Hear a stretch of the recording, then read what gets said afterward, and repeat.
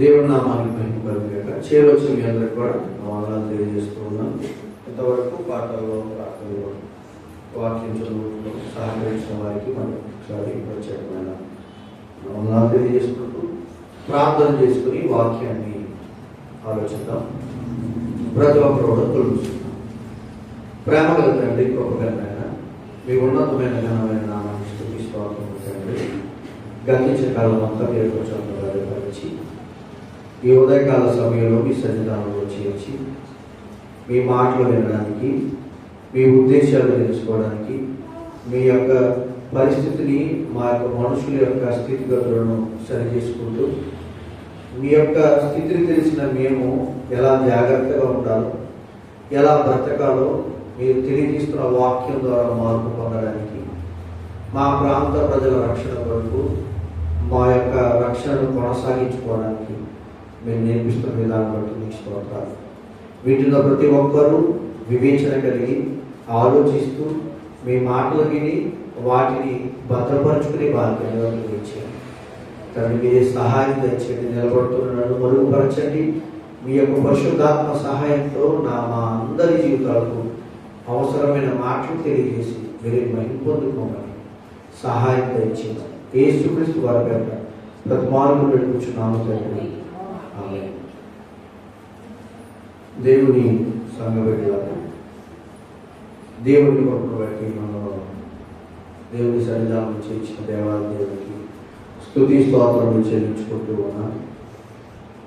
ఒక వాక్యాన్ని చదువుకుని మనం ముందుకు వెళ్దాం. ఆదికాండ గ్రంథం 20వ అధ్యాయము 11వ వచనం. ఆదికాండ గ్రంథము 20వ అధ్యాయము 11వ వచనం. అబ్రహాము అన్నాడు, ఈ స్థలమందు దేవుని భయము ఎంత మాత్రమును లేదు. ఒక ప్రాంతానికి అబ్రహాము గారు ప్రయాణం వెళ్ళాడు. ఆ ప్రాంతాన్ని చూసి, అక్కడ ఉన్న పరిస్థితులను చూసి అబ్రహాము గారి నోటి వెంట ఒక మాట వస్తుంది. ఏ మాట అంటే, ఈ ప్రాంతంలో దేవుని భయం లేదు. ఏమంటే ఆయన నివసిస్తున్న ఆనాడు చెప్పిన ఆ మాట ఈనాడు కూడా మన ప్రాంతంలో, మన పరిస్థితుల్లో, మన జీవన విధానంలో చూస్తుంటే ఇలాంటి పరిస్థితులే కనబడుతున్నాయని చెప్పడానికి ఏమాత్రమో మనం ఆలోచించక్కర్లేదు. అంతేనా? ఎలా ఉన్న పరిస్థితి ఇప్పుడు? దేవుడు అంటే భయం ఉందంటారా? ప్రస్తుతం ఉన్న ప్రజలు దేవుడికి భయపడేవారు ఉన్నారంటారా? దెయ్యాలంటే భయపడేవారు ఉన్నారు, పోలీసులు అంటే భయపడేవారు ఉన్నారు. ఇంకా వ్యక్తులకి, మనుషులకి, అధికారులకి, లేకపోతే డాక్టర్లు ఇంజక్షన్ చేస్తానని భయపడే వాళ్ళు పిల్లలు ఉన్నారు. ఎలాంటి భయాలు మనుషులు ఉన్నాయంటే ప్రతి దాని గురించి భయం. చీకటి అంటే భయం, నీటి పైన ప్రయాణం అంటే భయం, ఆకాశంలో ఎగరాలంటే భయం. ఎన్ని భయాలండి మనుషులకి? ఎన్ని భయాలు ఉన్నాయో తెలుసా? చాలా భయం ఉంది మనుషులకి. కానీ ఎక్కడ భయం ఉండాలో అక్కడ లేదు. భయం అంటే మనిషికి తెలుసు, కానీ ఎక్కడ భయపడాలి, ఎవరి ఎక్కడ భయపడాలో నిజంగా ఒక్కొక్క కుటుంబాలు చూడండి. అన్నేమో సన్నగా ఒక మాదిరిగా ఉంటాడు, తమ్ముడు ఎత్తరిగా మంచి లావుగా ఉంటాడు. కొన్ని సందర్భాల్లో అంత లావున్న వ్యక్తి అయినా తమ్ముడైనా ఏమంటాడో తెలుసా? మా అన్న చూస్తాడేమో, ఒరే మా అన్న ఈ మాట నన్ను ఊరుకోవడం. నిజంగా ఒక్క దెబ్బ కొడితే అలా పడిపోతాడేమో. కానీ ఎవరికి భయపడుతున్నాడు అంటే అన్నకి భయపడుతున్నాడు. ఎందుకనంటే వయసులో అతను పెద్దవాడు. వయసులో పెద్దవారికి భయపడేవారు కొంతమంది ఉన్నారు. ఇప్పుడైతే చాలా వరకు తగ్గిపోయిందండి. ఇంతకు ముందు అయితే రోజులు కానీ ఇప్పుడు అలాగే తమ్ముడైనా, అన్న అయినా, పెద్దదైనా, చిన్నోడైనా, పెద్దవాళ్ళు కూడా గౌరవించి మాట్లాడటం కూడా లేకుండా పోయింది రోజు. కూడా అని మాట్లాడే పరిస్థితులు ఈరోజు మనం చూస్తున్నాం. భయం పూర్తిగా పోయిందండి. రాత్రులు కూడా ఇంతకుముందు చీకటిని ప్రయాణం చేయాలంటే భయపడేవారు. ఇప్పుడు పగలు పడుకుంటారు, రాత్రులు ప్రయాణాలు చేసి యాక్సిడెంట్లు పాలై మరణించిపోతున్నారు యవనస్తులని. ఏమి భయపోయిందంటే లోకంలో ఉన్న వాటి మీద ఎలాగ భయపోయింది. అసలు భయపడాల్సిన ఆయనకి భయపడటం మానేశారు. అసలు ఎవరికి భయపడాలి మనిషి అంటే నిన్ను పుట్టించిన వాడిని, నీకు ఎవరైతే నీకు ఈ లోకంలో జీవింపజేస్తున్నారో ఆయనకి భయపడాలి. అవునా? భయపడాల్సింది పోయి లోకంలో ఇష్టానుసారంగా బ్రతుకుతున్నారు. మనం కొంతమంది ఎలా నటిస్తారంటే భయపడుతున్నట్టు నటిస్తారు. చూస్తాం మన కుటుంబాల్లో కానీ సంఘాల్లో కానీ అక్కడ వచ్చి పని చేస్తుంటారు. ఎంత వినయంగా అక్కడ వినయమైన నటన ఎంత బాగా చూపిస్తారో తెలుసా? దేవుడు అంటే భయం ఉన్నట్టుగా. మళ్ళీ లోకంలోకి వెళ్ళి ఇక్కడికి వచ్చి జాగ్రత్త కూర్చుంటారు, మాటలు వింటారు. మళ్ళీ లోకంలోకి వెళ్ళిన తర్వాత మళ్ళీ లోకానుసారం జీవితమే. ఇక్కడ ఏం చేస్తున్నారో భయపడుతున్నట్టు నటిస్తున్నారు. అలా నటించే వాళ్ళు కూడా దేవుడు ఊరుకోడు. ఎందుకంటే దేవుడు ఒక మాట అంటాడు, దేవుని బట్టి ఒకసారి మనం ఏమనుకుంటామంటే దేవుడు దేవుని చూడట్లేదేమో అని అనుకుంటా. గలతీ పత్రిక 6వ అధ్యాయము 7వ వచనాన్ని చూద్దాం. గలతీ పత్రిక మనం అనుకుంటాం మనం దేవుడు ఏం చూస్తున్నాడేంటి, పుట్టిదే మనకేమీ భయపడకూడదు ఎవరికి అనుకుంటాం. చూడండి, మోసపోకుడి, దేవుడు విక్రింపబడడు, మనుష్యుడు ఏమి విత్తునో ఆ పంటనే కోయును. దేవుడు విక్రింపబడ్డు. మీరు నటిస్తున్నారు అనుకోండి, దేవుడు తెలియదు అనుకుంటున్నారా? దేవుడు తెలియదు అనుకుంటున్నారా? మన నటనాస్వృతమైన మాటలు, మన నటనా స్థితిలైన జీవితం, మన ప్రతి విషయంలో పరిశీలిస్తున్నాడు దేవుడు. మీరు దేనికి మక్కువగా, ఎవరికి ఎక్కువగా, ఎవరికి మీరు భయపడుతున్నారో, ఎవరికి భయపడాలి. నిజంగా సహజంగా లోకంలో భయపడాల్సి వస్తే మనం ఏమంటారు, ఒరే నేను అతను భయపడడానికి ఆడేమో నాకు ఎడుతున్నాడా అంటుంటారు కదా. రే అతను భయపడవనా అన్నాను అనుకోండి, ఆడేమన్నా తిండి పెడుతున్నాడా, నన్ను కన్నాడా, నన్ను పోషిస్తున్నాడా అంటారు కదా. సహజంగా నిజంగా ఆ మాటను బట్టి ఆలోచిస్తే భయపడాల్సి వస్తే పోషిస్తే భయపడాలా? జాగ్రత్తగా గమనించండి. మనల్ని ఎవరన్నా ఒక ఆయన పోషిస్తే ఆయన భయపడాలా? ఎవరైనా మనకి ఆహారం పెడితే భయపడాలా? ఎవరైనా మనకి జీవితాన్ని ఇస్తే భయపడాలా? మనల్ని నడిపిస్తుంటే భయపడాలా? నిజంగా మాటని బట్టి ఆలోచిస్తే వాడు ఎవరు నాకు పెడుతున్నాడా నేను భయపడడానికి అన్నాడు అనుకోండి, నిజంగా పెట్టేవాడికి నువ్వు భయపడాలి కదా. పెట్టకపోతే ఒక విధంగా పక్కగా ఆలోచించండి. పెట్టినా పెట్టకపోయినా భయపడాల్సిన పరిస్థితి ఉంది. కానీ నిజంగా నీకు పెడితేనే భయపడాలంటే దేవుడి విషయంలో నువ్వు ఎంత భయపడుతున్నావు, ఎంత భయపడుతున్నావు? ఎవరంటే మనకు ఆహారాన్ని ఇస్తుంది?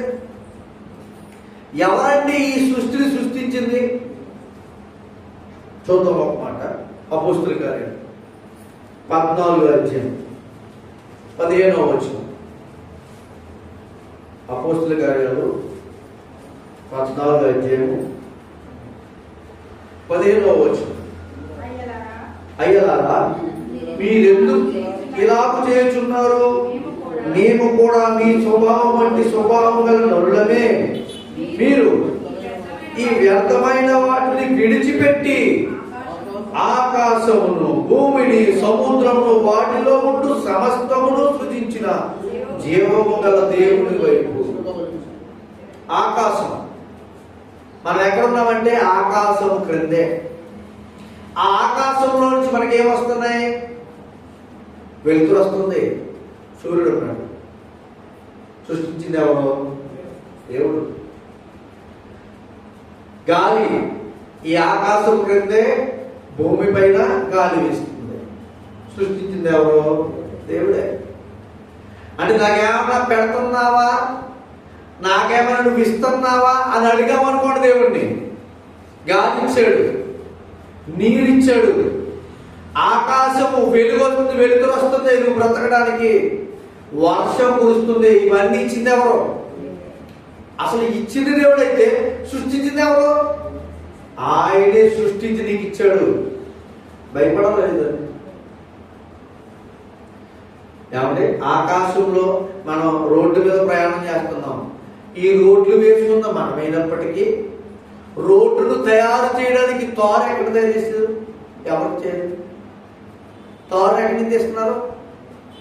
తారు భూమిలో ఆయిల్ తీసి, ఆయిల్లో మట్టి ఉంటుంది చూడండి, ఆ మట్టిని వేరుపరిచి పెట్రోలు డీజిల్ చేస్తారా, ఆ మట్టి వేరుపరిచి మట్టి చూడండి, అదే తారు. ఇది చేసింది ఎవరు? అసలు ఈ వీటిని అన్నింటినీ ముడిపెట్టి లోపల పెట్టింది ఎవరు? భూమిలో. వస్త్రాలు ధరిస్తున్నాం. ఈ వస్త్రాలు ఎక్కడి నుంచి తయారు చేసుకున్నాం? కొన్ని పురుగుల నుంచి కొన్ని వాటిని తయారు చేస్తున్నారు. నిజంగా ఈ బట్టని మనం సొంతంగా తయారు చేయగలమా? ఏ ప్లాస్టిక్ వస్త్రాలు తయారు చేయాలన్నా భూమిలో తీసుకోవాలి. ఉండితో వస్త్రాలు, నూలుతో వస్త్రాలు. బాగా ఖరీదైన బట్టలు ఏంటంటే, ఖరీదైన బట్టలు ఏమంటారు? ఏం చేయాలి అవి అని? పట్టు. ఎక్కడి జరుగుతుంది పట్టు? పట్టు పురుగుల నుంచి. పట్టు పురుగు చేసింది ఎవరు? మన నాన్న, మన తాత, మన తాతల, మన నాన్నల. నువ్వు కట్టుకోవడానికి, పట్టు వస్త్రాలు ధరించడానికి ఆ పట్టు పురుగుని చేసింది ఎవరు? అంత అందంగా కట్టుకుని మురిసిపోతున్నావే అద్దాల ముందుకెళ్ళి. మరి నిన్ను సృష్టించి వాటన్నింటినీ ఇచ్చింది దేవుడు నీకు తెలిసినప్పుడు నువ్వు భయపడుతున్నావా లేదా? తింటున్నావు ఆహారం, చికెన్లు, మటన్లు, చేపలు. సముద్రంలో ఉండే చేపలు ఎన్ని రకాలు ఉన్నాయి? కొన్ని లక్షల కొద్ది, కోట్ల కొద్ది. ఇప్పటికీ లెక్క పెట్టలేకపోతారంట శాస్త్రవేత్తలు. లెక్క చెప్పడానికి అంటే సుమారు 60 లక్షల జాతులు అంటున్నాడు. అంతే, సుమారు అంటున్నాడు. మళ్ళీ మరొక రోజు చూస్తే న్యూస్లో కొత్త జంతువు ఒకటి, కొత్త సరీసృపం ఒకటి కనిపించింది అంటున్నాడు. అంటే సుమారు చెప్పిన వాటికంటే ఇంకా ఉన్నాయి. ఎవరి కోసం చేశాడు దేవుడు? అంతే కదా ఇక్కడ అన్నాడు చూడు, సముద్రములో కూడా అన్నాడు కదా. చదవండి మాట. సముద్రములో చూడండి, ఆకాశమును, భూమిని, సముద్రమును, వాటిలో ఉండి సమస్తమును. ఆకాశంలో ఏమున్నాయో సమస్తం, భూమిలో ఏమున్నాయో సమస్తం. వెండి వాడుతున్నాం, బంగారం వాడుతున్నాం, ఐరన్ వాడుతున్నాం, చెక్క వాడుతున్నాం, భూమిలోంచి కదా వచ్చింది. మట్టి వాడుతున్నాం, సిమెంట్ వాడుతున్నాం, వీటన్నింటినీ సముద్రంలో ఉండే చేపలు వాడుతున్నాం, తినేస్తున్నాం. భూమిపై బ్రతుకుతున్న జీవులు తినేస్తున్నాం. ఎవరి కోసం? నా కోసమే, నా కోసమే అంటున్నాం. తినేస్తున్నాం. ఎంత హ్యాపీయో. Chicken fry, chicken 65, mutton dum బిర్యానీలు, ఇవన్నీ వేసుకుని తింటున్నాం, తయారు చేసుకుని తింటున్నాం. బాగానే ఉంది. అసలు ఇవి ఇచ్చింది ఎవరో తెలియటం మర్చిపోయింది. ఇచ్చిన ఆయన భయపడటం మానేసాం. ఇవి తినడానికి ఆనందాలు చూపుతున్నాం, ఇవి తింటూ సంతోషిస్తున్నాం. అసలు ఈ సంతోషానికి కారణమైన వాడు ఎవరో మర్చిపోయాం. ఆయన ఎందుకు భయం ఉండాలా లేదనేది వదిలేశారు. నిజమే కదండి, భయపడాలి కదా. నీకు పెడుతున్న వారికి భయపడాలా లేదా? నీకు ఇచ్చిన వారికి ఏదైతే నీకు అవసరమో ఈ లోకంలో పుట్టిన తర్వాత, నీకు ఏదైతే ఈ లోకంలో అవసరం ఉందో వాటన్నింటినీ నువ్వు పుట్టక ముందే తయారు చేసి పెట్టించాడు దేవుడు. వాటిని తీసుకుని నువ్వు, నీకు ఇచ్చిన బుద్ధి జ్ఞానాలు, బుద్ధి జ్ఞాన సర్వ సంపదలు ఆయనలో ఉన్నాయి. అవన్నీ ఇచ్చిందేమో దేవుడే. నువ్వు చాలా బుద్ధిమంతుడు రే, గాల్లో ఎగిరే విమానాన్ని కొనుక్కున్నాడు. ఎంత జ్ఞానం ఉండాలండి అంటున్నాం. ఆ జ్ఞానం ఇచ్చింది ఎవరు? దేవుడే. నీకు జ్ఞానం కలగడానికి ఏం పెట్టాడు తెలుసా? ఒక పక్షిని పెట్టాడు. పక్షిని బట్టే కదా పక్షి గాల్లో ఎగలేగుతుంది అని ఆలోచించగా రెక్కలు పెట్టాడు విమానాన్ని. గమనించండి, అంతేనా? పక్షి గాల్లో ఎగరడం చూసే ఒక సైంటిస్ట్ కనిపెట్టాడు ఒక విమానాన్ని. ప్రతిదాన్ని బట్టి మనం తీసుకున్నాం. అసలు రా మెటీరియల్ ఎవరు తీశారు? మీకు అర్థమవుతుందా? రా మెటీరియల్ అంటే మట్టిలోంచి బంగారం తీసుకున్నాం. అంతకుముందు ఆ బంగారం ఎక్కడ ఉందంటే మట్టిలో ఉంది. తర్వాత వచ్చి మన శరీరానికి అందాన్ని ఇస్తుంది, పెట్టుకుంటున్నాం. అంతకుముందు దాన్ని తయారు చేసి మట్టిలో పెట్టింది ఎవరు? రా మెటీరియల్ అంటే మట్టి. ఎవరు? దేవుడు. అలాగే రా మెటీరియల్ తయారు చేసి పెట్టింది. మొట్టమొదటిగా వాటిని చూసి మనం నేర్చుకోవాలి. అలా ప్రతిదీ షిప్ ఉంది, ఎక్కడ ప్రయాణం చేస్తుంది? నీటిలో. ఎలా తయారు చేశారు నీటిలో ప్రయాణం చేయడానికి? ఎలా ఐడియా వచ్చింది వాళ్ళకి? ఒక నీటి పైన తేలియాడే ఒక వాహనాన్ని లేకపోతే ఒక షిప్ని తయారు చేసుకుని వెళ్ళడానికి వాళ్ళకి ఎలా వచ్చినాయి ఆలోచనలు? పెద్ద పెద్ద జాతులకు చెందిన చేపలు నీటిపైన తేలుతూ అలా ప్రయాణించి మునుగుతూ వెళ్తూ ఉంటాయి. అలాంటి వాటిని చూసే కదా. మరి జ్ఞానం ఇచ్చింది నీకు. జ్ఞానం ఉందా నువ్వు అనుకుంటే నీకు జ్ఞానాన్ని బట్టి, ఆయన జ్ఞానాన్ని బట్టి నువ్వు జ్ఞానం నేర్చుకున్నావు. మరి ఆయన భయపడుతున్నామా? ఆలోచించండి. ఇర్మియా గ్రంథము దేవుడు సృష్టి గురించి ఎంత ఆలోచించి సృష్టిని చేశాడో ఈ సృష్టిని చూస్తే మనకు అర్థమైపోవాలండి ఆయనకున్న జ్ఞానం ఏంటి, ఆయనకున్న గొప్పతనం ఏంటి అని. ఇర్మియా గ్రంథం 5:22 అలాంటప్పుడు ఆయన భయపడుతున్నామా లేదా అనేది మనం గమనించుకోవాలి. సముద్రము దాటలేకుండానట్లు దాని తరంగములెంత పొర్లినను అవి ప్రబలలేక ఎంత ఘోషించినను దాన్ని దాటలేక ఉండునట్లు నిత్య నిర్ణయము చేత దానికి ఇసుకను సరిహద్దుగా. మనం గోడ కట్టాలనుకోండి, ఏమేస్తాం కింద? పునాది. గోడ పునాది ఏమేస్తాం చెప్పండి? కంకర రాళ్ళు పట్టుకొచ్చి పునాది వేసి తర్వాత గోడ కడతాం. దేనికి? ఏదైనా ఇల్లు కట్టుకోవడానికి కానీ, ఒక మన చెరువులు ఉంటుంటాయి అక్కడ, నీ మంచినీటి చెరువులు, దాని చుట్టూ గోడ కడతారు. అలాగే కదండి నీటిని నిల్వ చేయడానికి. మరి సముద్రాన్ని దేవుడు ఏ గోడ కాపాడంట? చెప్పాలి, చదవండి అక్కడ. ఇసుకను. మీ జ్ఞానానికి దేవుడి జ్ఞానానికి ఎంత తేడా ఉందో చూడండి. దేవుడి గొప్పతనానికి మీ గొప్పతనానికి ఎంత తేడా ఉందో చూడండి. నువ్వు ఇసుక పెట్టి నీళ్ళు ఆపలేవు. ఇసుకనంట సముద్రానికి అడ్డుగా పెట్టినట్ట భూమి మీదకి మనుషులున్న చోటకు వచ్చి ప్రబలకుండా అప్పుడప్పుడు ముందుకు వచ్చేస్తుంది. ఎందుకని? ఏం సరైన కాదు. ఒకసారి సునామీ వచ్చినప్పుడు అంతే కదండి. జపాన్లో ఎక్కువ సునామీలు వస్తాయి, జపాన్ ప్రాంతంలో. అంటే జపాన్ వాళ్ళు మంచోళ్ళు కాదని లెక్క కాదని అసలు విషయం. ఆలోచించండి, మన గొప్పలు వాళ్ళు మంచోళ్ళు కాదు అని అనడానికి కాదు. ఈ సునామీలు కూడా భూమి మీదకి వస్తున్నాయంటే మనుషులు చేసే కార్యాలను బట్టి దేవుడు మనుషులకు తెలియజేస్తున్నాడు. నాకు భయపడరా మీరు? నీటితో చంపేయగలరు మిమ్మల్ని, అంతే కదా. నీటితో మనుషులు ఎంతమంది చనిపోతున్నారు? గాలితో చంపేయగలరు. గాలి సృష్టికర్త ఆయనే. నీటిని అలా పంపడంటే వరదొత్తి తట్టుకోలేము మనం. వరద, ఇంకా తుఫాన్ అయితే, సముద్రం వస్తే, సునామీలు వస్తే, మరి వాటిని తయారు చేసి ఆపింది ఎవరు? అక్కడే చంద్రవూరులోనో అంతర్వేదిలోనో ఇటు కేసులపల్లిలోనో అక్కడ వరకే ముందు సముద్రం.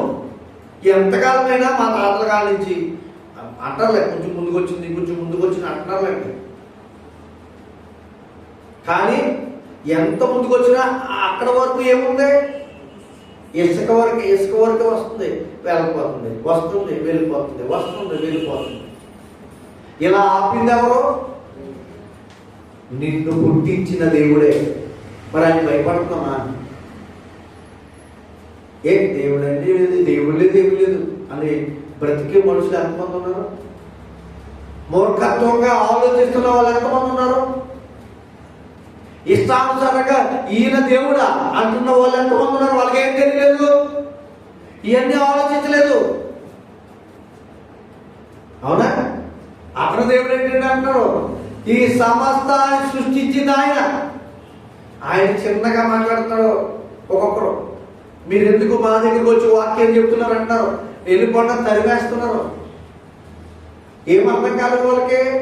ఈ సమస్తాన్ని సృష్టించి నడిపిస్తున్న ఆయన గురించి మీరు చెప్తున్నారు. ఆయన గురించి తెలుసుకోండి అని బతుకుతుంటే ఎంత దారుణమో చూడండి. మరి ఎందుకు భయపడాలి? మనకి సృష్టించిన వాడు మనకి సమస్తాన్ని సృష్టించాడు ఆయన కదా అని భయపడాలి కదా. ఆయనకి భయపడాలా లేదా? మరి ఇంకా ఎందుకు భయపడాలి? చూద్దాం. మలాకీ గ్రంథము మొదటి అధ్యాయము, పాత నిబంధనలో ఆఖరి పుస్తకం 6వ వచనం. మలాకీ గ్రంథము మొదటి అధ్యాయము 6వ వచనం. కుమారుడు తన తండ్రిని కనపరుచును కదా, దాసుడు తన యజమానిని కనపరుచును కదా. నా నామమును నిర్లక్ష్య పెట్టు యాజకులారా, నేను తండ్రినైతే నాకు రావాల్సిన ఘనత ఏమాయను? ఘనత అంటే ఏంటో తెలుసా? ఘనతతో కూడిన జీవితం ఏంటో తెలుసా? భయముతో కూడిన బ్రతుకు. మనం ఒకవేళ దేవుడికి భయపడకపోతే నా పరిస్థితి ఏమైపోద్దో, నా ఆత్మ ఏమైపోద్దో మీ అందరికీ తండ్రి అంటున్నాడు. ఎవరో? ఈ సృష్టికర్త ఎవరికి తండ్రి? చేపలకో, జంతువులకో, ఈ భూమి మీద ఉన్న పరిస్థితులకో, చెట్లకో, వీటికి మన తండ్రి అంటారు. బ్రతుకుతున్నాం కదా, చలిస్తున్నాం కదా, ఆయన గురించి మాట్లాడుతున్నాం కదా, ఆయన గురించి చెప్పగలుగుతున్నాం కదా, వారికి తండ్రి అంటాడు ఆయన. వాళ్ళలో ఏముంటది? బ్రతుకుతున్న వాళ్ళలో ఏముంది? ఆత్మ ఉన్నది. ఒకసారి మనం చూద్దాం. సామెతల గ్రంథం 20వ అధ్యాయం. ఈ ఆత్మ ఎక్కడి నుంచి వచ్చింది?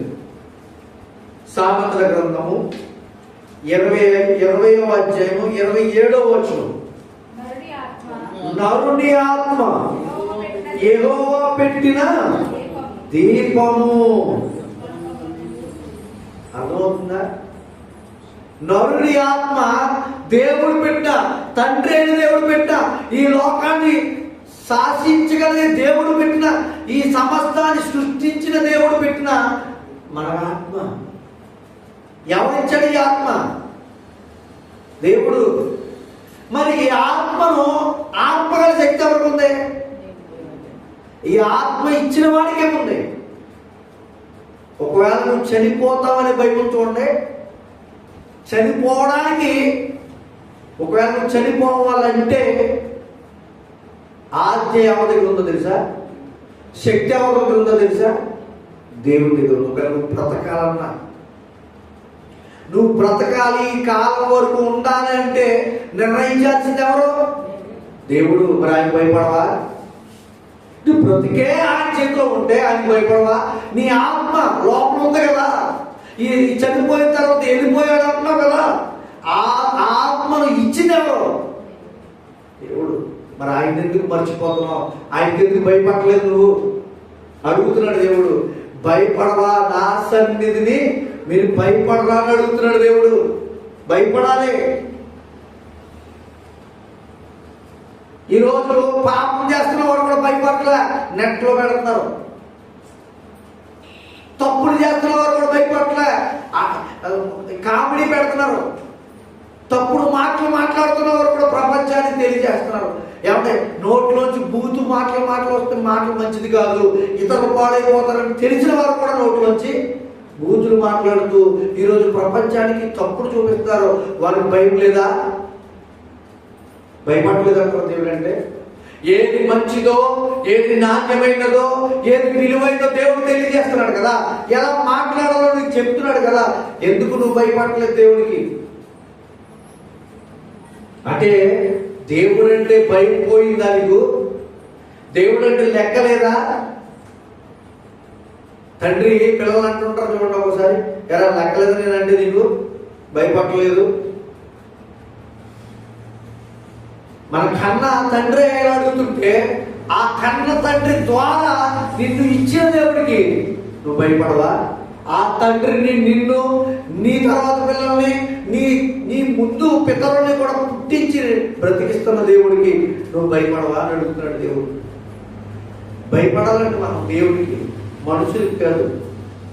ఒకవేళ మనుషులకి అవసరమైతే భయపడాల్సిన పరిస్థితి వస్తే, ఇప్పుడు ప్రభుత్వ ఉద్యోగులు ఉన్నారు, భయపడరా? పోలీసు వారు ఉన్నారు, వాళ్ళు భయపడలేదా? కొంతవరకు మన తప్పు ఉంటే మనం ఏదైనా విషయాల్లో తప్పుగా మాట్లాడకుండా జాగ్రత్తగా ఉండని భయపడతాం. పోలీసు వచ్చాడు అనుకోండి, నిజంగా ఒక ఇన్స్పెక్టర్ వచ్చాడు అనుకోండి, ఎంత భయపడిపోతాం? ఒక ఇన్స్పెక్టర్కే, ఆ ఇన్స్పెక్టర్ ఎంతవరకు పరిధిలో ఉంటాడంటే ఒక 2 గ్రామాలు, 4 గ్రామాలు, 5 గ్రామాలు, ఒక 10 గ్రామాలు అంతవరకు అయినా. మళ్ళీ వేరే ప్రాంతానికి వెళ్ళనుకోండి, ఈ ఇన్స్పెక్టర్ పనిచేయడు. మా ఇన్స్పెక్టర్ కాదండి ఆయన, ఇంకొక ఆయన ఇక్కడ అంటారు. ఒక ప్రాంతంలో ఒక కొన్ని ఊర్లకు పరిమితైన వానికే భయపడుతున్నామే. ఏంటంటే సార్లు వచ్చాడు, ఏం కావాలండి? కానిస్టేబుల్ ఇంటికి వచ్చాడు, ఒక ఎస్ఐ గారు రమ్మన్నారా మిమ్మల్ని అన్నారు. నన్ను పిలిచాడు ఎస్ఐ గారు, వచ్చేద్దానండి, పరిగెత్తుకు వెళ్ళిపోతాడు. వెంటనే ఇంకా అన్నం తింటున్నావా, ఇంకోటి ఏం చేస్తున్నావా, పోయి ఆరాధనకి ఈ రోజు వస్తున్నావా లేదని దేవుడు అడుగుతాడు అనుకోండి. ఆరాధనగా వెళ్దాంలే, వస్తాము. ఎవరికంటే చిన్నగా కనబడుతుంది మనకి? ఒక ప్రాంతంలో ఒక పోలీస్ ఎస్ఐ గారి కంటే చిన్నగా కనబడతారు తెలుసా? నిన్ను సృష్టించిన నీ దేవుడు అది గమనించట్లే, నీకు తిరగట్లేదు. అసలు మనకి తిరిగి పరిగెట్టుకెళ్ళిపోతున్నాం. ఎవరో ఒక పోలీస్ అయినా అసలు ఆయన పిలవకుండా ఉండడానికి నేను కాపాడింది ఎవరు? అసలు ఆ వాళ్ళ దగ్గరికి వెళ్ళి నువ్వు భయపడకుండా ఉండాలంటే నువ్వు ఎవరికి భయపడతా అక్కడికి వెళ్ళావు? గమనించండి, నీ దేవుడికి భయపడాలి. అందుకే తెలియజేస్తున్నాడు, ఈ సమస్తము నా చేతిలో ఉంది. ఇసుకేసాడంటే ఇసుకేసి ఆపడంటే సముద్రాన్ని, ఆ ఇసుక ఇలా కొయ్యితో తీసాడు అనుకోండి దేవుడు, మనం కాదు. ఇలాగ ఒక సముద్రం కాదు, ఒక గాలినో లేకపోతే తుఫాను రప్పించి ఇలా గెట్టాడు అనుకోండి, ఒక క్షణం కాదు అలా వెళ్ళిపోతామంతే. ఊరు కాదు, దేశం కాదు, అందాకొస్తే ప్రపంచాన్ని, భూమిని, సృష్టిలో భూమిని గాలిలో తిప్పుతుంది ఎవరు? నీ ఎస్ఐ గారు నీ ప్రాంతంలో, లేకపోతే ఒక ఎమ్మెల్యే గారు, ఒక ఎంపీ గారు, ఆ ప్రాంతానికి మాత్రమే పరిమితమైన ఒక అధికారులు, వాళ్ళకే ఇంత భయపడుతున్నారు కదా. ఈ భూమిని సృష్టిలో ప్రపంచం అంటే 256 దేశాలా, అంతేనా? ఇన్ని దేశాలు కలిగిన ఈ ప్రపంచపు భూమిని తిప్పుతుంది దేవుడు. అండి. ఈ భూమి తిరుగుతుంది, ఆగు అన్నాడు అనుకోండి దేవుడు, వెంటనే ఆగిపోవాల్సిందే. మరి మనం ఎవరికి భయపడతాం? ఆయనకి భయపడటం మానేసాం. ఎందుకంటే దేవుడి దగ్గరికి వెళ్ళొచ్చులే, ఈ వారం కాబట్టి వచ్చేవారమే, ఈ వారం కాబట్టి వచ్చేవారమే వచ్చు, ఏమన్నా లేదా టైము. ఎంత దారుణంగా తయారైపోయారు. ఇంకా మనం చూస్తే మనం అనుభవిస్తున్న ప్రతీది ఇచ్చింది ఎవరో తెలుసా? ఆయన. ఇర్మియా గ్రంథం తీయండి. ఇర్మియా గ్రంథము 5వ అధ్యాయము. ఇర్మియా గ్రంథము 5వ అధ్యాయము 24వ వచనం.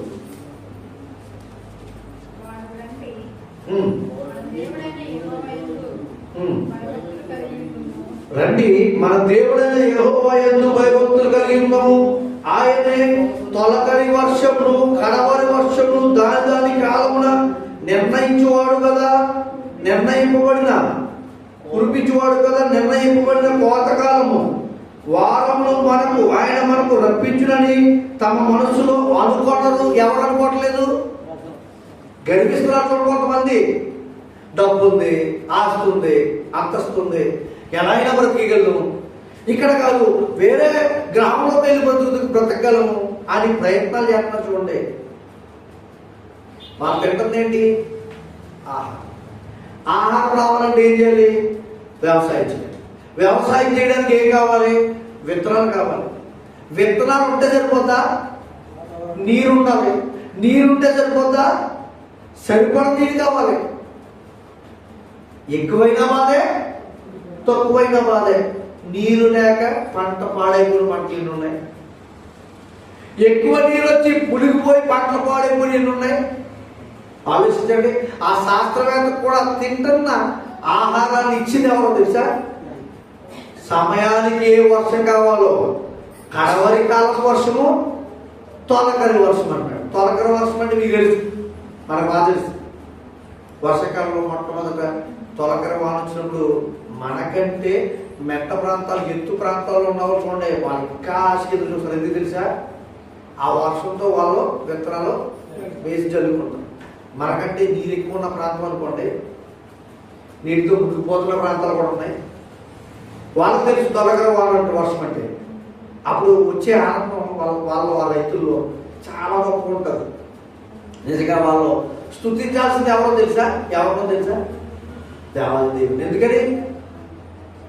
సమయము ఏ సమయానికి వర్షం అవ్వాలో నిజంగా అలా పెట్టలేదు కాబట్టి ఏమండి, డిసెంబర్ నెలలో వర్షాలు, నవంబర్ నెలలో వర్షాలు, జనవరిలో వర్షాలు అడగట్లేదేమో ఎవరో దేవుడిని, భయపడలేదేమో ఆయనకి. అందుకే ఏ టైం వర్షం వస్తుందో తెలియదు. తుఫాన్ అంటారు, సడన్ గా వాయుగుండం అంటున్నారు. ఎందుకు ఇలాంటి వస్తున్నాయి? భయపడాల్సిన ఆయనకి భయపడటం మానేశారు. దేవుడా ఏమన్నా ఆయన దేవుడేంటి అంటున్నారా ప్రజలు? అలాంటి పరిస్థితులు ఉన్నాయా? ఉన్నాయి లోకంలో. అందుకే దేవుడు చూపిస్తున్నాడు మీకు, జాగ్రత్త. నీ దేవుడి దగ్గర నువ్వు జాగ్రత్తగా బ్రతకపోతే, ఆయన ఎందుకు భయము లేకపోతే, అందుకే దేవుడు అంటాడు, ఎక్కువ పాత నిబంధనలో భయభక్తులు అంటారు. పిల్లవాడు రే భయభక్తులు పెంచుతున్నావా అంటావా? భక్తి ఉండాలంటే మొదట ఏం కావాలి అంటే, దేవుడి ఎందుకు భక్తి ఉండాలంటే ముందు భయం ఉండాలి. భయం లేకపోతే ఏముండదు? భక్తుడు. అందుకంటాడు దేవుడు భక్తుడు ఇక్కడ చెప్తూ, మనం ఎవరికి భయపడాలి? సమస్తాన్ని సృష్టించాడు, సమస్తాన్ని తయారు చేశాడు, మన కోసం ఈ లోకంలో వచ్చి ఏ సమయాన్ని ఏది కావాలో అది మనకి ఇస్తున్నాడు ఆయన. మనం వెతుక్కుంటున్నాం అనుకోండి, మనం బ్రతుకున్నాం కాబట్టి వెతుకుంటున్నాం కదా. సరే, మనం బ్రతుకున్నామంటే దేవుడు ఇచ్చింది, వెతుక్కుంటున్నామంటే మనకి జ్ఞానాన్ని ఇచ్చింది కూడా దేవుడే. చూడండి, మరొక మాట కూడా చూద్దాం. కొరింథీయులకు రాసిన 2వ పత్రిక 9వ అధ్యాయం 10వ వచనం. కొరింథీయులకు రాసిన 2వ పత్రిక 9వ అధ్యాయం 10వ వచనం చూద్దాం. విత్తువానికి విత్తనమును, తినుటకు ఆహారమును దయచేయు దేవుడు మీకు విత్తనమును దయచేసి విస్తరింపజేసి మీరు ప్రతి విషయంలో పూర్ణోదయ భాగ్యము గలవారున్నట్లు మీ నీతి ఫలము వృద్ధి పొందించును. విత్తనాలు ఇచ్చింది ఆయనట. అవునా? మొట్టమొదటి మానవునికి విత్తనాలు ఎక్కడ మొదలు విత్తనాలు ఇప్పుడు తయారు చేస్తున్నా చూడండి, వంగడాలు, కొత్త విత్తనాలు వాటిని చూడండి. ఇది ఎంత వర్షం వచ్చినారంట కొన్ని విత్తనాలు పోవడం ఆ పంట అది తయారు చేస్తున్నారంట. వాళ్ళ పైన న్యూస్లో వచ్చాడు, ఒక వరి విత్తనాలు, కొత్త వరి విత్తనాలు తయారు చేశాడు. వాటిలో ఎక్కువ బలం కలిగించే, శరీరానికి కావాల్సిన బలాన్ని ఇచ్చే ప్రోటీన్స్ ఉంటాయంట. అంతేకాదు ఆ పంట ఎంత వర్షం వచ్చినా పడిపోవాలి. తయారు చేస్తారు మనుషులు. ఎక్కడి నుంచి తయారు చేస్తారు? దేవుడు ఇచ్చిన వాటిలో నుంచే వాటిని పరీక్షించుకుంటూ, సరి చేసుకుంటూ, ఎలా వాటిని తయారు చేసుకోవాలో వాటిని కొత్తగా తయారు చేసుకుంటారు. కానీ ఇలా గాలిలోంచి తయారు చేయట్లే. జాగ్రత్తగా గమనించండి, గాలిలోంచి వాటిని తీసుకురాట్లే, దేవుడు ఇచ్చిన వాటిలో నుంచే వాటిని తయారు చేసుకుంటున్నాడు. భయపడరాండి మనిషికి భయపడతాం కదా, దేవుడికి భయపడరా? మనిషికి భయపడిపోతున్నాం, లోకంలో ఉన్న వ్యక్తులకు భయపడిపోతున్నాం. చిన్న పిల్లలు ఎవరైనా మన పిల్లలు పెద్దోళ్ళు ఉన్నటువంటి వాళ్ళు భయపడిపోతున్నారు. ఒరే వారింటి భయపడతాడు రా అక్కడ నువ్వు అంటే భయపడతానంటే దగ్గరికి రావద్దంట పిల్లలు. మనం అందరం దేవుడితో ఆడుకోవాలమే కదా. చిన్నపిల్లలను చూసైనా మీరు బుద్ధి తెచ్చుకోవాలి కదా దేవుడికి భయపడాలని. ఎందుకంటే సమస్తాన్ని మనకిచ్చింది, తింటున్న ఆహారం పాటించి మనకు కావాల్సినవన్నీ మనకిచ్చేవాడు ఆయనే. అంతేనా? అంతేనా? ఇందుని బట్టి మనం దేవుడికి భయపడాలా? అంతేకాదండి, మనకి తీర్పు తీర్చేది కూడా ఆయన. ఇక్కడ బ్రతుకుతున్న బ్రతుకు, ఎలా బ్రతుకుతున్నాం ఈ లోకంలో, ఎలా మాట్లాడుతున్నామో ప్రతిదీ రికార్డ్ అవుతుంది దేవుడి దగ్గర. అవునా? శక్తి ఉన్నప్పుడు ఎలా ఉన్నాం, జ్ఞానం ఉన్నప్పుడు ఎలా ఉన్నాం. ఏమంటే కొంచెం పెద్ద చూడండి, ముసలి వాళ్ళు అయ్యేసరికి అంతకుముందు చాలా గట్టిగా మాట్లాడతారు, హడావుడి చేస్తారు, ఇష్టానుసారంగా జీవిస్తారు. ముసలి వాళ్ళు రేపు తగ్గిపోతారు, మారిపోతారు. అంటే అర్థం ఏంటో తెలుసా? మీరు గమనించుకోవాలి, రేపు పొద్దున్న కూడా ఈ జీవితం అదే మాదిరిగా వెళ్ళిపోతుంది. ఏమన్నా ఆపుకోగలుగుతున్నా? యవనంగానే కడవరకు బ్రతకగలుగుతున్నా? ఒక 100 సంవత్సరాలు యవనంగానే ఉండగలరా? అయితే మనం ఈ కాలానుగుణంగా మన జీవితాలు మారుతుంది ఎవరు? దేవుడు. అలాంటి ఆయన ఇప్పుడు భయపడాలి లేదా? చూడండి, ఒక మాట చూద్దాం. ఇర్మియా గ్రంథమా, అపొస్తలుల కార్యాలు 17వ అధ్యాయము 25వ వచనం. మనకి దేవుడు మనం ఏ కార్యాలు లోపంలో ఎలా బతుకుతున్నామో అన్నీ కూడా ఆయన చూసి నిర్ణయం వచ్చి వాటన్నిటి ప్రకారం అంట మనకి తీర్పు తీస్తాడంట. చూడండి, అపొస్తలుల కార్యాలు చదవండి మాట, 17వ అధ్యాయం 25వ వచనం. ఆయన అందరికీ జీవమును ఊపిరిని దయచేవాడు కనుక తనకు ఏదైనా పొదువైనట్టు మనుషుల చేతులతో ఆయన సేవింపబడువాడు కాడు. మరియు యావత్ భూమి మీద కాపురుండుటకు ఆయన యొక్క నుండి ప్రతి జాతి మనుషులను సృష్టించి. ఏమంటే మనుషుల్ని ఎలా సృష్టించాడంటే దేవుడు? మా కుటుంబం, మా జనం, మా మా మా వంశం అంటుంటాం చూడండి. నీ వంశం ఎక్కడి నుంచి వచ్చింది? నీ తాతలో. నీ తాత ఎక్కడి నుంచి వచ్చారు? దేవుడు ఒక్కడి నుంటే పుట్టించాడంట. అంటే మన తాతలందరూ ఎవరు? అన్నదమ్ములే. మన తాతకి తాత ఎవరు? తండ్రి. అంటే మనమందరం ఎక్కడోళ్ళు ఆదాము నుంచి వచ్చిన వాళ్ళమే. అందుకే ఈ లోకంలో జాతి అని, కులం అని, మతం అని భేదాలు ఏర్పరచుకుని ఒకరికొకరు వేరైపోయి ఎవరిని మర్చిపోతారో తెలుసా? దేవుణ్ణి మర్చిపోయి మనుషులు వ్యతిరేకంగా మారిపోయి ఒకవేళ తడవులాడి కనుగొందురేమో అని నిర్ణయ కాలాన్ని ఏంటంట, నిర్ణయ కాలాన్ని ఉంచి మళ్ళీ లోపల పెట్టాడు దేవుడు. అంతేనా? చదవండి అక్కడ మాట. మరియు యావత్ భూమి మీద కాపురం ఉండడుకు ఆయన ఒకరి నుండి ప్రతి జాతి మనుషులను సృష్టించి వారు ఒకవేళ దేవుని తడవులాడి కనుగొందురేమని తను వెదకు నిమిత్తం నిర్ణయ కాలమును వారి నివాస స్థలం యొక్క పొరిమేలను ఏర్పరచను. నిర్ణయ కాలం ఇచ్చాడంట. కొంతకాలం మీరు ఈ లోపల జీవిస్తున్నారు, 70-80 సంవత్సరాలు. 70-80 సంవత్సరాల జీవితంలో నువ్వు ఎవరిని కనుగొనాలి? ఎవరికి భయపడాలి? దేవుడు కనుగొనాలి. కనుగొన్న తర్వాత ఏం చేయాలి? భయపడాలి. మీకు విషయం చెప్పడా? మనం కనుగోకూడదు. దేవుడు ఆయనే ప్రచురింపబడుతున్నాడు. దేవుడు ఎవరో, దేవుడు ఎవరో, దేవుడు ఎవరో అని కనుక్కోవద్దు. ఆ దేవుడు ఎవరో ఒకవేళ నువ్వు అడిగినా ఆ దేవుడు ఎవరో వాక్యము తెలియజేస్తుంది. నువ్వు ఈ ఆకాశంలో పైన పెట్టి చూసావు అనుకోండి, ఈ ఆకాశం చేసింది ఎవరో, కింద చూసామంటే భూమి చేసింది ఎవరో, ఈ గాలి చేసింది ఎవరో అని ఆలోచిస్తున్నాం అనుకోండి. ఆ ఆలోచనకి ఆన్సర్ ఏంటో తెలుసా? వాక్యం చెబుతుంది, సమస్తాన్ని చేసింది నేనే అంటున్నాడు ఆయన. ఆయన తప్ప ఈ సృష్టిలో ఎవ్వరు కూడా ఏది చెయ్యలేరు. అంత గొప్ప ఆయన వదిలేసి, ఆయన గొప్ప, అంత గొప్ప శక్తి గల దేవుణ్ణి మీద నింద వేస్తూ బ్రతుకుతున్న మనుషులు ఈ లోకంలో ఉన్నారు ఎవరికి భయపడలేదు తెలుసా? ఆ దేవునికి వారు భయపడలేదు. దయచేసి సహోదరులారా, సంఘం మనందరం కూడా దేవునికి భయపడాలి. లేదనుకోండి, దేవుని పరిస్థితులు మనం భయపడుకుంటున్నాం అనుకోండి. ఒక ఉదాహరణ చెప్తాను. యెహోషువ గ్రంథం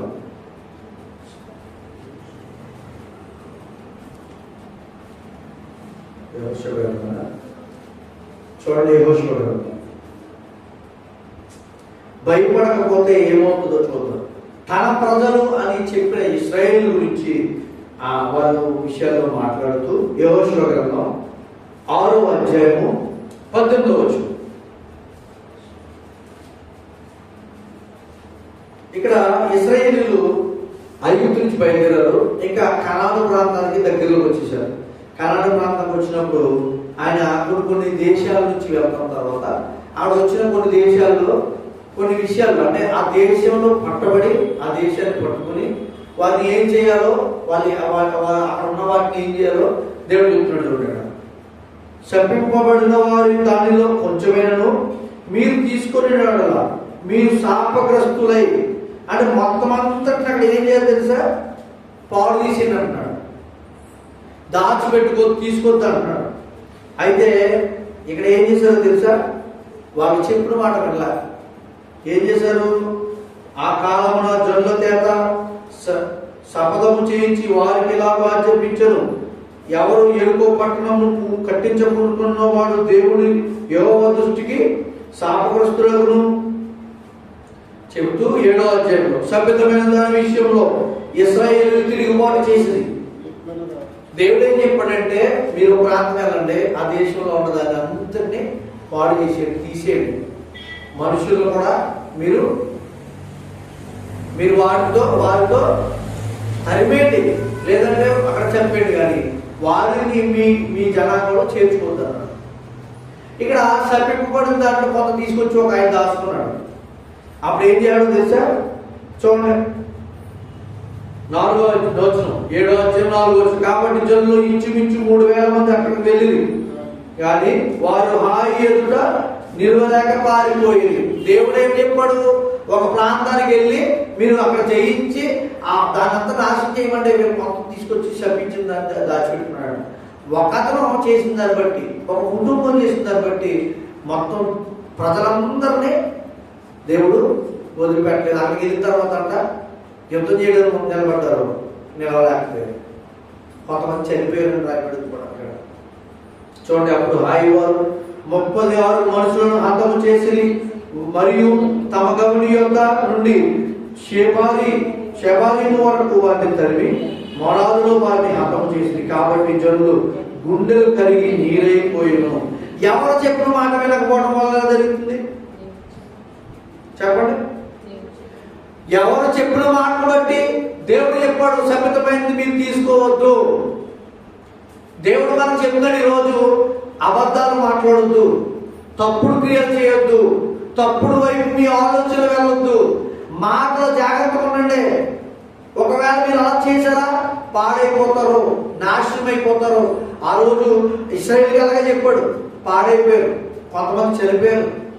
తర్వాత మళ్ళీ ఎవరి తప్పు చేశారని దేవుడు చూపించి వాళ్ళని ఆ జనాంగంలోంచి తీసేసిన తర్వాతే వాళ్ళు జయించారు. చరిత్ర ఇది. చరిత్రలో ఏం జరిగినాయో ఈ రోజు కూడా అలాగే జరుగుతాయి. మన ఆత్మీయ జీవిత విషయంలో కూడా మనం దేన్నైతే దేవుడికి విరుద్ధంగా చేయొద్దన్న వాటిని చేస్తున్నామో అవి మనకు అడ్డంగా మారిపోతున్నాయి. అందుకే మనకు వస్తున్న ఇబ్బందులు, ఇక్కట్లు, అందుకే మనకు వస్తున్న బాధలు ఆత్మీయ జీవితంలో ఈ లోక ప్రయాణంలో. దయచేసి గమనించుకోండి, వాటిని తీసివేయండి. వాటిని మన నుండి ఈ యొక్క జీవితం నుంచి తీసివేయండి. ఒక తాగుడ, ఒక సిగరెట్, లేకపోతే తప్పుడు ఆలోచనల, తప్పుడు మాటల, ప్రవర్తన, వ్యభిచార సంబంధమైన ఆలోచన క్రియల. సంఘంలో వచ్చి కూడా తప్పు పనులు చేసే వాళ్ళు ఎంతో మంది. అది ఒక ఆయన సహోదరులు చెప్తున్నారు, ఆ సంఘంలో ఒక వ్యక్తి గురించి చాలా బాధపడుతున్నారు. ఎందుకంటే ఎంతో కాలం నుంచి ఉంటాడు, అయినా కూడా ఒక తప్పుడు స్త్రీ విషయంలో అతను అతను పాడైపోతున్నాడు, ఎందుకు ఇలాంటి బ్రతుకుతున్నాడు, ఇంత వాక్యం విన్నా కూడా ఎందుకని బాధపడుతున్నాడు, ఎందుకు అలాంటి పరిస్థితులు వస్తున్నాయి? దేవుడు చెబుతున్న మాటకి వారు భయపట్ల. దేవుడు ఎంతగా గర్దిస్తున్నాడో, ఎంతగా వాక్యం చెబుతున్నాడో, ఎంతగా వారికి తెలియజేస్తున్నాడో వారు వినకుండా తమ జీవితాన్ని తమకి ఇష్టమైనట్టు బ్రతుకుతున్నారు. ఎప్పుడో ఒకప్పుడు నాశనానికి దగ్గర అయిపోతారు. మనందరికీ చెప్తున్నాడు దేవుడు, మనందరం కూడా ఏదో విషయాల్లో బలహీనత ఉన్నాయేమో, ఏదో విషయాల్లో మనం తప్పిపోతున్నామేమో. జాగ్రత్త గమనించుకోండి. దేవుడికి భయపడలేదేమో. ఈరోజు మనందరితో చెప్తున్నాడు దేవుడు, భయపడండి దేవుడికి, లేకపోతే దేవుడు ఊరుకోవడం దేవుడు. దేవుడికి ఎంత శక్తి ఉంది, ఎంత శక్తి ఉందండి. చూడండి, హెబ్రీయులకు రాసిన పత్రిక 10వ అధ్యాయం 30-31 వచనాలు. హెబ్రీయులకు రాసిన పత్రిక 10వ అధ్యాయం 30-31 వచనాలు. పగ తీర్చుట నా పని, నేనే ప్రతిఫలమిత్తును. ప్రభు తన ప్రజలకు తీర్పు తీర్చును అని చెప్పిన వారిని ఎరుగుదుము కదా. దేవుడంట మనందరికీ ఎవరు తీర్పిస్తారు? ఆయనే. జీవము గల దేవుని చేతిలో పడుట భయంకరము. ఎంత భయపడాలి? జీవము గల దేవుని చేతిలో పడటం. మనం ఒకవేళ పాపం చేస్తున్నాం అనుకోండి, ఎవరి చేతిలో పడుకోబోతున్నాం? దేవుడి చేతిలో. అంటే దేవుడు ఏం చేయగలరు? ఏం చేస్తాం మనం? ఏం చేయగలరండి? ఏం చేయగలరండి? ఆడ దగ్గర నుంచోకపోతే ఏం చేయగలరండి? ఆడ దగ్గర కూర్చుంటే నా కాల్ నా మీద ఉంది కదా, ఆడ మీద లేదు కదా అని డైలాగులు చెప్పమనుకోండి. దేవుడి దగ్గర ఏం చేస్తాడో? కాళ్ళే ఉండవు ఒకవేళ అందాక వస్తాయి. అలాంటి పరిస్థితుల్లో తేగల దేవుని యందు ముందు నుంచుని కూర్చుని నువ్వు జాగ్రత్తగా లేవనుకోండి. చాలా మంది వినయము లేకుండా బ్రతుకుతారు. దేవుడి గురించి కూడా సంఘానికి వస్తారు, కూర్చోవడంలో కూడా ఒక వినయం ఉండదు. కాళ్ళు వేసుకుని కొంతమంది చెప్పులతో వచ్చేవాళ్ళు, షూతో వచ్చేవాళ్ళు గొప్పగా స్టేజీలు ఎక్కేస్తున్నారు. సత్యవాక్యం అని చెబుతున్న వాళ్ళు కూడా షూస్ చేసుకుని స్టేజీలు ఎక్కేస్తున్నారు. అంటే దేవుని ఎదుట కూర్చుంటున్నాను నేను అని భయం లేకపోతుందండి. ఎంత బాధ తెలుసా? ఎంత వాక్యం తెలుస్తుంది నీకు, నువ్వు చెప్తున్నావే వాక్యం, అయినా కూడా భయం లేకుండా పోతుంది. దేవుడు నేను చూస్తున్నాడు. తీర్పు తీర్చిదేవడం నేను కాదు, మనం కాదు, దేవుడే. ఆయన తీర్పు తీరిస్తే మన తీర్పు తీర్చేవాడు. ఒకవేళ మన పిల్లల విషయంలో తీర్పు తీర్చమని నాకు చెప్పించాడు అనుకోండి, ఆన్లైన్ ఏం కాదు అలాగా ఏదోటి పక్కన అంటే చిన్న పిల్లడు కదా అంటాం మనం. దేవుడైతే దాచిపెడతాడు కదా. ఏమంటే దాచిపెట్టగలిగితే ఎవరు దాచిపెట్టగలరు తెలుసా? యేసుక్రీస్తులో నువ్వు చేసిన పాపాలు క్షమించగలడు అనుకోండి, అక్కడతో దాచిపెట్టి వాటిని తీసేస్తాడు. అక్కడి నుంచి నువ్వు బ్రతుకోనుకోండి, జాగ్రత్తగా నిన్ను తీర్పులోనికి తీసుకెళ్ళవు. ఒకవేళ నువ్వు బ్రతుకు రక్షణ పొందు కూడా పాపాత్ముడిగా బ్రతుకుతున్నావు అనుకోండి, తప్పుడు క్రియలతో బ్రతుకుతున్నావు అనుకోండి, తప్పక నిన్ను న్యాయపీఠం మీద కూర్చోబెట్టి న్యాయం తీరుస్తాడంట, తీర్పు తీరుస్తాడంట. దేవుడు న్యాయం తీర్చాడు అనుకోండి, మనుషుల న్యాయంలాగా ఉన్న దేవుడిని ఎందుకు చెప్పనా? అన్నీ ఇచ్చేసాడు నీకు దేవుడు. నువ్వు సంపాదించుకోవడంలో, నువ్వు బ్రతకడంలో, నువ్వు కోల్పోవడంలో, నువ్వు చేసుకున్న వాటిలో నీదే తప్పడం తప్ప దేవుడినే తప్పడం.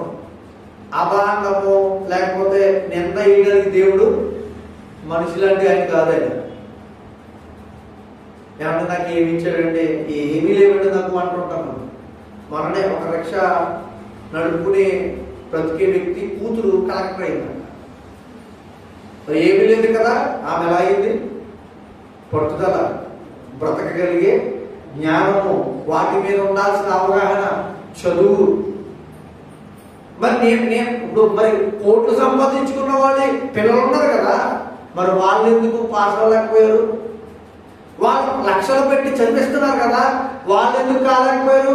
కానీ దేవుడు ఎవరికి ఇవ్వాలో, ఎవరైతే ఆయన భయభక్తులు కలిగి ఉంటారో, ఎవరైతే ఆయన వెతుకుతారో, ఎవరైతే ఆయన్ని వెంబడిస్తారో, ఆయన మాటల ప్రకారం బ్రతుకుతారో వాళ్ళకి అవకాశం ఇస్తాడు. మనం ఎలా ఉన్నామో జాగ్రత్త. భయం కలిగి బ్రతుకుతున్నామా లేదా? మన మాటలు జాగ్రత్త. శుభ మీకు తెలియని విషయాల్లో, తెలియని వాటి విషయాల్లో తెలిసినట్టుగా మాట్లాడకండి. దేవుడు చూస్తున్నాడు. తెలియని విషయాలు పట్టుకొచ్చి ఇతరులకి తెలిసినట్టుగా చెప్పకండి. దేవుడు మనల్ని గమనిస్తున్నాడు. కొంతమంది చేస్తున్న తప్పులు ఉంటుంటాయి, అవి కుటుంబాల్లో కలహాలు ఏమన్నా జరుగుతున్నాయి, అలాంటి పరిస్థితులు ఉంటాయా? ఉంటాయి. జాగ్రత్తగా మాట్లాడుకోవాలి. ప్రతిదీ గమనించుకోవాలి, ఆలోచించుకోవాలి, ముందుకు కొనసాగాలి. దేవుడికి ఎదుట మనం ఉన్నామని జాగ్రత్తగా ఆలోచించాలి. మనుషులు ఎదురున్నాం అనుకోండి, ఏదో విధంగా పక్కకి వెళ్ళిపోవచ్చేమో. దేవుడు అయితే ప్రతి విషయాన్ని గమనిస్తున్నవాడైనా. చూడండి, మరొక మాట చూద్దాం. రోమిలికి రాసిన పత్రిక 13వ అధ్యాయము 14వ వచనం ముగించేస్తాను. రోమిలికి రాసిన పత్రిక 13వ అధ్యాయము 14వ వచనం. మెట్టుకు ప్రభు అయిన యేసుక్రీస్తును ధరించుకున్న వారై శరీరేశ్వరులను నెరవేర్చుటకు శరీరం విషయమై ఆలోచన చేసుకొనకుడి. ఏమండి, ఎలా బ్రతకపోతే మాకు ఎక్కడి నుంచి వస్తుందండి? కొంతమంది వ్యాపారం చేత చెయ్యాలండి, ఇలాగా తప్పదండి, మోసం చెయ్యాలండి అంటారు. మీ శరీరం నెరవేర్చుకోవడానికి అలా చెయ్యాలని అలా అనవద్దు. ఎందుకంటే మేము వృద్ధి పొందించేవాడు దేవుడే. మేము కిందకి వెళ్ళిపోవాలనుకున్నాక ఎవరు చేయగలరు? అంటే నువ్వు మోసాలు చేసి సంపాదించాలనుకున్నావు అనుకోండి, ఏమైపోతావు? మోసంతోనే పోతాం. మన కుటుంబమే ఉండకపోవచ్చు, మన జీవితమే ఉండకపోవచ్చు, మన బంధువులే ఉండకపోవచ్చు. మనం అసలు ఈ లోకంలో లేకుండా పోయగలిగే పరిస్థితి ఆయనకు భయపడకపోతే జరుగుతుంది. అందుకనే కదా ఈరోజు కల్తీలు, ప్రతిదీ కల్తీయే. ఆరోగ్యం విషయంలో బలహీనతలు ఎలా వచ్చినాయండి? బలహీనతలు ఎలా ఉంటున్నాయి? సరైన ఆహారం లేక ఆహారం కల్తీ. పోనీ ఆహారం కల్తీ అయింది కదా అని హాస్పిటల్కి వెళ్ళి వైద్యం చేసుకుంటే మందుల్లో కల్తీ. ప్రతిదీ కల్తీ కల్తీ లోకంలో. ఎందుకు తెలుసా? వాళ్ళకి ఏం లేదు తెలుసా? దేవుడు అంటే భయం లేదు. కోట్లు సంపాదిస్తున్నారు, కూడగట్టుకుంటున్నారు, ఏమైపోతున్నారు లాస్ట్కి? అవన్నీ ఒక ఆవిడ అలాగే ఒక ఇల్లులే ఉన్నాయంట ఆవిడకి, పేరు చెప్పకూడదు. వస్త్రాలకి ఇల్లులే కూడగట్టుకుందంట. ఆఖరికి ఏమైంది? కుటుంబం లేదు, ఏమీ లేదు, ఆమె చనిపోయింది. అన్నీ వెళ్ళిపోయి. ఎందుకంటే ఈ లోకంలో ఎంత సంపాదించుకున్నా ఆహారం తినడానికి, ధరించుకోవడానికి, ఉండడానికి సరిపోతుంది. మంచిగా అలా ఉంటే సరిపోతుంది. కోట్లు కూడగట్టుకుని ఏదో పెట్టుకున్నా ఈ లోకంలో మనతో రావు. నీకున్న డబ్బు నిన్ను రక్షించదు, నీకున్న ఆస్తి నిన్ను పరలోకానికి, స్వర్గానికి నడిపించదు. నీకున్న భయభక్తి, నువ్వు నమ్మిన దేవుడే నిన్ను రక్షించగలడు. నువ్వు నమ్మిన దేవుడే నిన్ను కాపాడగలడు. నువ్వు నమ్మితేనే, నువ్వు ఆయనకు భయపడితేనే భక్తి వస్తుందండి. భయపడకుంటే రాదు. అలా మనం అందరం కూడా దేవుడికి భయపడాలి. చాలా మంది దేవుడికి భయపడిన వారు చాలా గొప్పగా బ్రతికిన వారు ఉన్నారు. వారి గురించి చూద్దాం. దేవుడికి భయపడిన వారు ఏమైపోరో కూడా ఉంది బైబిల్లో. ఆ విషయాలు కూడా గమనిద్దాం ఒకసారి. జాగ్రత్తగా ఆలోచించండి. మనం భయపడాలి అనే పరిస్థితి జీవితంలో ఉంటే దయ్యానికో మరొకదానికో ఇంకోదానికో భయపడాల్సింది.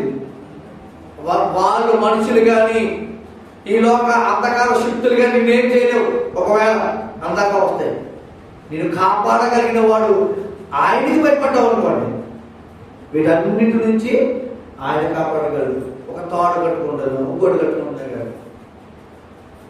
పిల్లల పై మీద భయపడ్డారంట, తీసుకెళ్ళి కడతాం.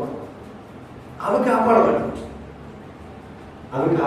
దేవుడు వీళ్ళు కాపాడతాడు. ఎందుకంటే విశ్వాసం ఆయన మీద ఉంచారు. నన్ను కాపాడగలిగిన దేవుడు నాకు ఉన్నాడు. ఆయన నన్ను ఎలా అయినా బ్రతికించగలడు.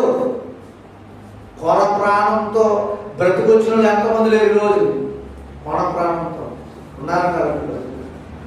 మన గొప్ప గొప్ప వారి గురించి న్యూస్లో, టీవీలో వాళ్ళకంటే మన జీవితాలు మనకు తెలుసు. మనం ఎలా ఉంటున్నామో, మన పరిస్థితులు ఎలా ఉన్నాయో, ఎలాంటి పరిస్థితులు మనం దేవుడు నిలబెట్టుకొచ్చి కూర్చోబెడుతున్నాడో, మనం బ్రతికిస్తున్నాడు. మన ఆత్మీయ జీవితం, మన పరిస్థితులు, మన బ్రతుకు ప్రతీది గమనిస్తున్న దేవుడు ఆయనకి ఎందుకు భయపడలేదండి మనుషులు ఈరోజు చూస్తున్నాడు, పరిశీలిస్తున్నాడు. దయచేసి ఆలోచించండి, గమనించండి, సరి చేసుకోండి. దేవుడు బలపడదాం. మనం అందరం కూడా భయపడదాం. దేవుడికి భయపడితే నిత్య జీవనం వెళ్ళడానికి మనకి మార్గం ఉంటుంది. లేదంటే ఇంతటితో మన పరిస్థితి నరకానికి మాత్రమే పాత్రమే. గమనిద్దాం, తెలుసుకున్నాం, బ్రతుకున్నాం. ప్రేమగలిగినట్టు మోహన్ మీకు భయపడాలని సంగతి నేర్పించాను. ఒకవేళ మేము ఏదైనా విషయాలు భయపడక ఏదైనా తప్పుగా తండ్రి పాపం క్షమించి మమ్మల్ని మార్చండి, సహాయం తెచ్చండి. మీరు ఇచ్చిన ఈ మాటల ద్వారా మా ఆత్మీయ అభివృద్ధిని మేము చూసుకుంటూ ముందుకు కొనసాగిపోయే జీవితాన్ని ఇచ్చినాం. ఎంతమంది అయితే ఇంకా రక్షణ పొందలేదు వారికి రక్షణ భాగ్యం తండ్రి వారి రావడం సహాయం తెచ్చేయండి. ఈ ప్రాంత ప్రజల రక్షణతో ప్రాధిపడుతున్నాం లేదా తండ్రి మాటలు వినిచుండగా వారి మారు మనసు సహాయం తెచ్చండి. చేరవచ్చిన ప్రతి బిడ్డను తీపించి ఆశ్రయించి వినిపించిన ప్రతి మాట వారి హృదయంలో మా అందరి హృదయం భద్రపరచి మా అమ్మ బలపరిచి నిలబెట్టి మీరేమైనా పొందుకోమని ప్రార్థిస్తాం. క్రీస్తు వారి కనిపించిన ప్రాధిపడుతున్నాం మా పేపర్లో. ఆమె అందరికీ